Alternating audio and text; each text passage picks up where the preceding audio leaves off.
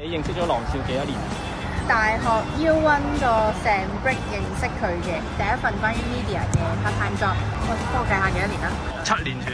哇！7年我識咗你，我啲舊同事咧就食飯嘅時候咁講，你估下郎少大學讀咩科？我估讀 IT，係因為佢件衫而係佢個塊度。佢嗰陣咧好興咧，就係翻工着呢個係 T 嘅，即係講緊大學嗰啲係 T 嘅，which 佢畢咗業㗎。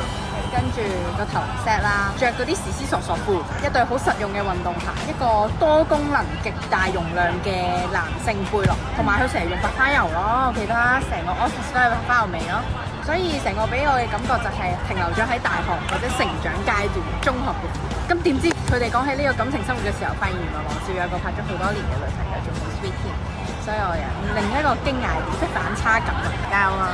睇好你啊！我有追看你個膊頭計劃。今日都有加分，唔係着 hot T，仲有睇到你個頭剪咗。哇，勁啊！不錯不錯。